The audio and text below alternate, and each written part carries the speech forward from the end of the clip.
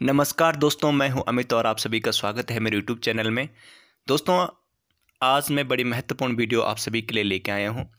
आज हम संयुक्त राष्ट्र संघ के बारे में चर्चा करेंगे और इसका किस प्रकार से निर्माण हुआ है और इसका उद्देश्य क्या है, संयुक्त राष्ट्र संघ का उद्देश्य क्या है और संयुक्त राष्ट्र संघ के जो कार्यकरण का जो सिद्धांत है उसके बारे में चर्चा करेंगे। दोस्तों, संयुक्त राष्ट्र संघ की जो संरचना है कैसे है इसके बारे में जानने की कोशिश करेंगे और संयुक्त राष्ट्र संघ के विभिन्न अंग उनके कार्य जो हैं उनके बारे में हम जानने की इस वीडियो में चर्चा करेंगे। दोस्तों, तो वीडियो बड़ी महत्वपूर्ण है, आप सभी से निवेदन है अंत तक जरूर देखें और ध्यान से सुने वीडियो को।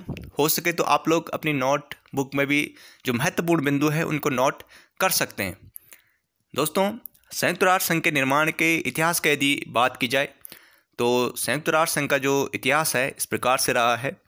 संयुक्त राष्ट्र संघ का जो विचार है अटलांटिक चार्टर 1942 द्वारा प्रस्तुत किया गया था।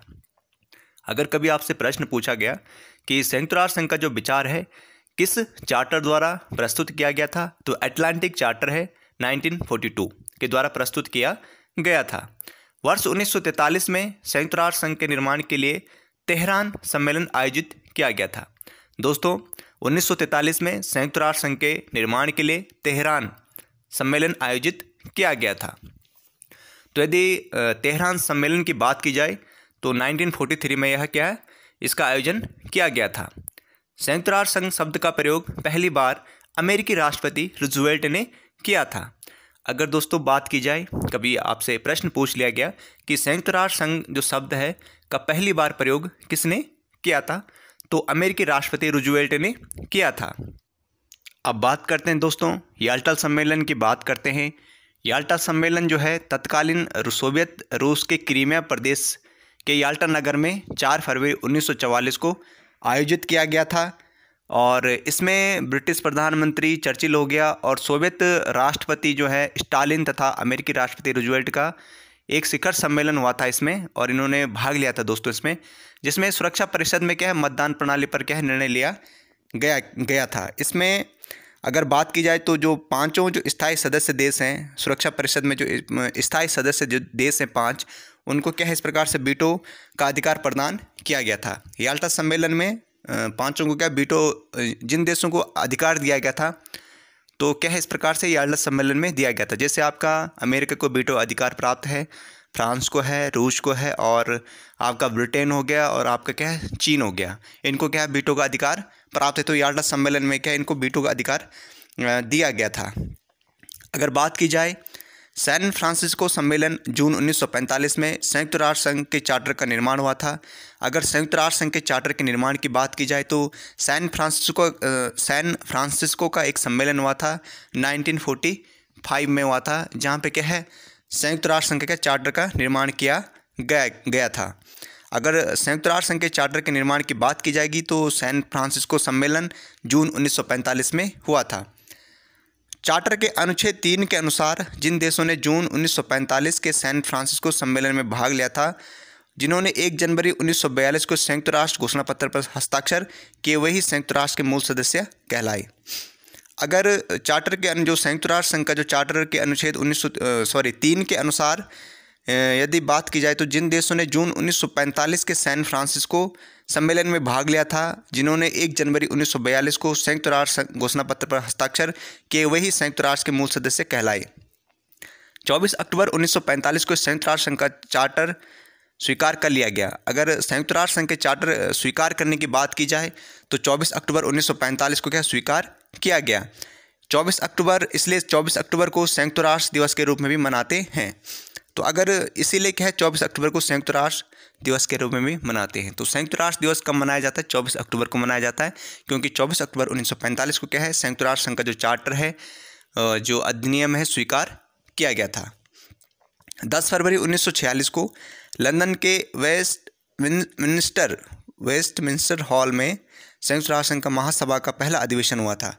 अगर संयुक्त राष्ट्र संघ के जो सभा का अधिवेशन हुआ था या पहले अधिवेशन की यदि बात की जाए तो लंदन के वेस्टमिंस्टर हॉल में हुआ था 10 फरवरी 1946 को। अगर कभी आपसे प्रश्न पूछ लिया गया कि जो संयुक्त राष्ट्र संघ महासभा का पहला अधिवेशन कहाँ हुआ था, तो लंदन के वेस्टमिंस्टर हॉल में हुआ था। 10 फरवरी 1946 को हुआ था। राज्यों के मध्य विवादों का निपटारा करने और राष्ट्रों में आपसी सहयोग सामंजस्य को बढ़ावा देने के लिए संयुक्त राष्ट्र संघ का निर्माण किया गया था। अगर संयुक्त राष्ट्र संघ के निर्माण की यदि बात की जाए तो राज्यों के मध्य क्या है, विवादों का निपटारा करने और राष्ट्रों में आपसी सहयोग सामंजस्य को बढ़ावा देने के लिए संयुक्त राष्ट्र संघ का निर्माण किया गया था। संयुक्त राष्ट्र संघ के संस्थापक सदस्य 51 थे और जबकि वर्तमान समय में 193 सदस्य हैं। भारत संस्थापक सदस्यों में से है। वर्तमान में सबसे नया सदस्य दक्षिणी सूडान है। यदि संयुक्त राष्ट्र संघ के संस्थापक सदस्यों की बात की जाए यानी संस्थापक यदि बात की जाए तो शुरुआत में जब 51 देशों ने क्या इसमें हस्ताक्षर किए थे, तो शुरुआत में 51 देश थे, जबकि वर्तमान में क्या हो गया, इसमें 193 यानी 193 देश हो चुके हैं और भारत संस्थापक देशों में क्या है, शामिल था। वर्तमान में इसके सदस्य देशों की बात की जाए तो दक्षिणी सूडान का इसमें नया सदस्य जुड़ा है। तो इस प्रकार से संयुक्त जो राष्ट्र संघ है इस प्रकार से निर्माण की प्रक्रिया थी दोस्तों। और इसमें महत्वपूर्ण प्रश्न यही बनता है कि संयुक्त राष्ट्र संघ की जैसे स्थापना तो 24 अक्टूबर 1945 को हुई थी, क्योंकि इसी समय क्या है 24 अक्टूबर 1945 को क्या हुआ था, चार्टर स्वीकार किया गया था संयुक्त राष्ट्र संघ का। तो स्थापना भी इसी दिन को माना जाता है 24 अक्टूबर 1945 को, और इसीलिए क्या है 24 अक्टूबर को संयुक्त राष्ट्र संघ दिवस मनाया जाता है। अगर दोस्तों कभी प्रश्न आपसे ये पूछ लिया गया कि जो 51 सदस्य देश थे तो 51 जो सदस्य देश था वो कौन था और मतलब उसका नाम बताइए, तो उस टाइम में जो संस्थापक यदि देशों की बात की जाए 1945 में जो अधिकार पत्र पर जो केवल क्या है 50 राष्ट्रों के प्रतिनिधियों ने हस्ताक्षर किए थे और बाद में इस पर हस्ताक्षर कर पोलैंड 51 क्या है संस्थापक सदस्य बना था दोस्तों। तो पोलैंड 51 सदस्य बना था। तो 51 सदस्य की यदि बात की जाए तो पोलैंड था और उसके बाद वर्तमान में इसकी संख्या जो है 193 हो चुकी है। तो 193 जो देश था वो दक्षिणी सूडान था, यानी 193 यदि जो लास्ट का देश की बात की जाए, जो 93 देश की बात की जाए या 93वां देश की बात की जाए तो दक्षिणी सूडान है। और यदि संयुक्त राष्ट्र संघ के मुख्यालय की बात की जाए दोस्तों तो क्या मुख्यालय कहाँ है इसका, न्यूयॉर्क शहर में स्थित है। और इसका जो भवन है, यदि इसके भवन की बात की जाए दोस्तों तो 17 एकड़ ज़मीन पर 39 मंजिल का है जो मैनहट्टन द्वीप में बना है। तो यदि आपसे प्रश्न पूछा जाएगा तो 17 एकड़ ज़मीन पर क्या है 39 मंजिल का मैनहट्टन द्वीप में इसका भवन क्या है बना हुआ है दोस्तों। 17 एकड़ भूमि जॉन डी रॉकफेलर ने दान दी थी। अगर संयुक्त राष्ट्र संघ का जो भवन है दोस्तों, अगर इस भूमि की बात की जाए क्या किसने दान दी थी, 17 एकड़ भूमि थी, 17 एकड़ भूमि थी जो कि क्या है जॉन डी रॉकफेलर ने दान दी थी। इसी में क्या है इसका सचिवालय भी है। अगर संघ का मुख्य कार्यालय 1952 में ही बनकर तैयार हुआ था।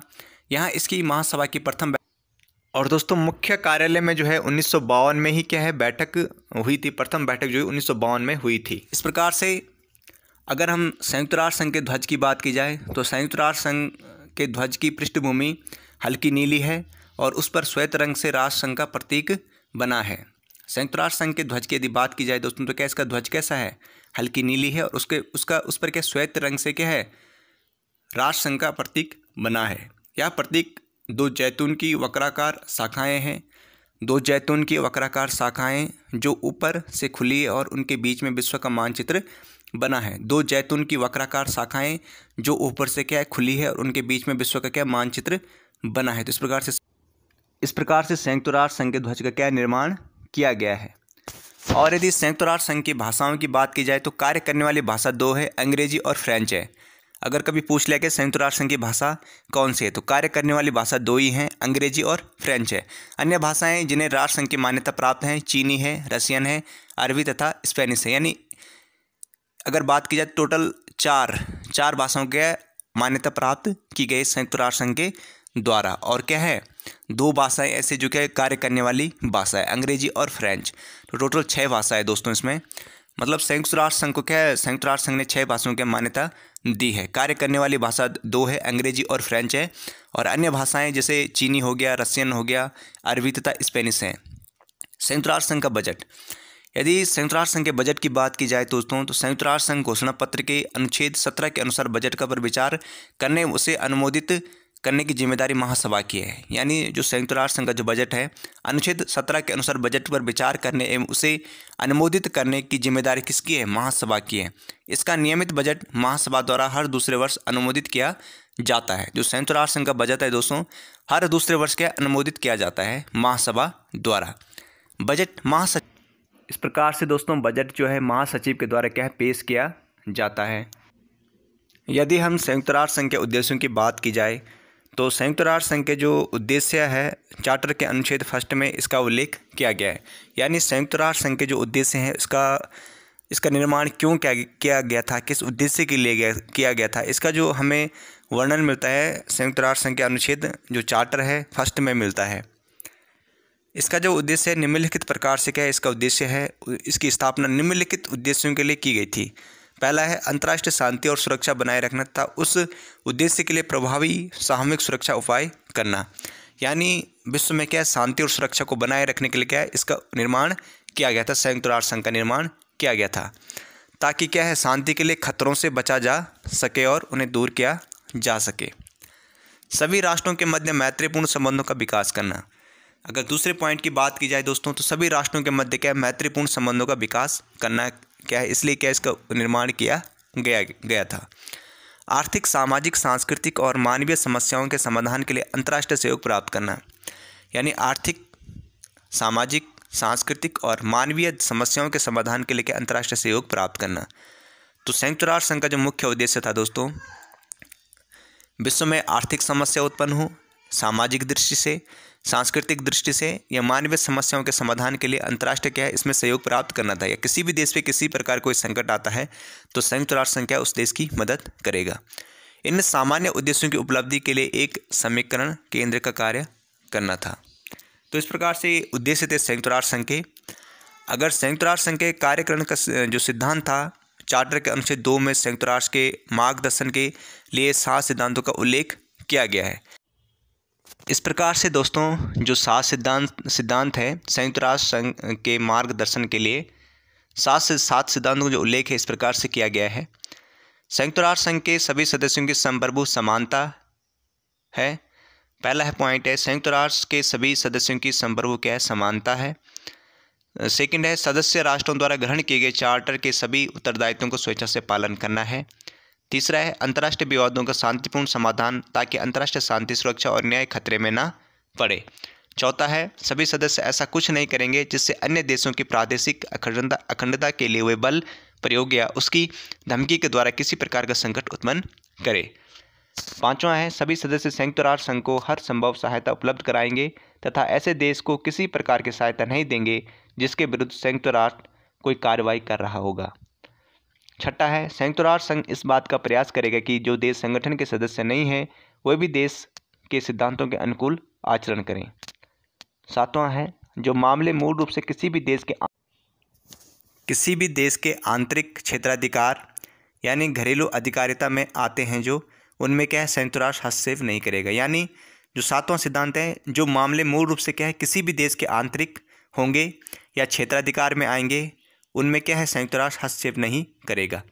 दोस्तों संयुक्त राष्ट्र संघ की संरचना जो इस प्रकार से है और यदि हम इसकी संरचना की बात की जाए तो इस प्रकार से है।